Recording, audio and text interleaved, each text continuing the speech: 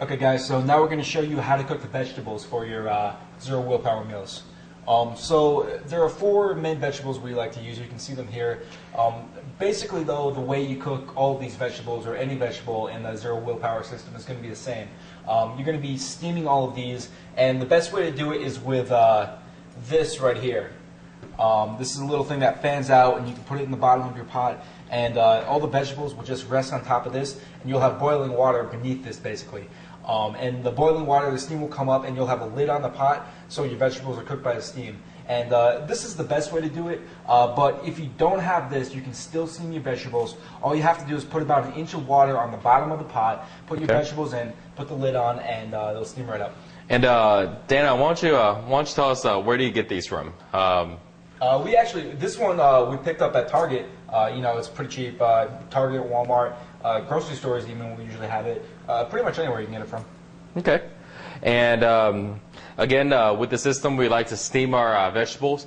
But if you like to go ahead and cook it in a frying pan or another way of doing it, that's fine also. Just kind of keep in mind, because we want to keep low in calories and fats. You want to make sure when you're using your oil just to use a little bit. And your seasoning, again, stay away from the starchy ones, like all the sauces, things like that. What we like to do for our vegetables is use really similar seasonings to the meat, but we may not use like the steak ones or the chicken ones or the mesquites. You can if you like. Usually we just stick with something as simple as salt, pepper, garlic powder, or something like that. Usually we go ahead and put the vegetables in the pot first, and then we'll go ahead and season over it. And I guess we'll go ahead and get started cooking here. First thing we'll do is start off with our broccoli. And usually with the broccoli, we'd usually go with crown heads instead of the whole thing, just because I really don't like to eat the end pieces. What about you, Dan? You like to eat those? Yeah, that's exactly what I do. I just buy the heads. Yeah, the heads. Yeah. So let's cut it up into.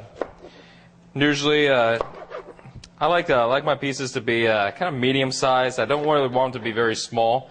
And then, you know, once you steam them, they kind of break pretty easily anyways. So we'll kind of just cut them into kind of a mediocre size here. And all right, so let's go and cut off our broccoli.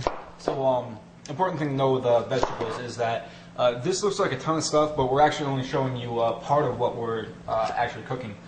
Because the vegetables, you need a big volume of them to produce a small volume of cooked vegetables, because they shrink up a lot in the steaming process.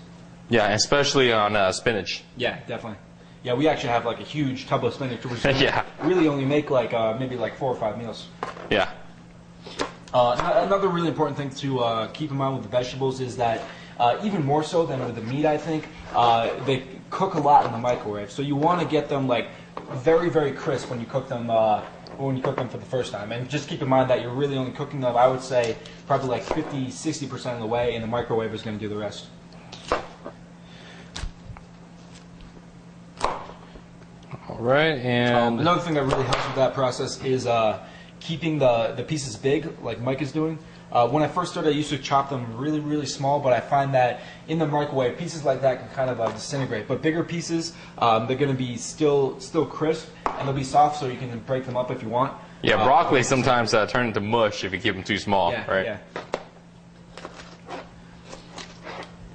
So for me personally, broccoli is a staple vegetable. I would say probably like at least 75% of my meals are with broccoli, just because it's so easy, and I personally like the taste a lot. And you know, if you're looking for just one to keep it simple, I would say the broccoli is what you want to go with. Yeah. So now we're just going to go ahead and stick into the pot, and we'll start on the next one.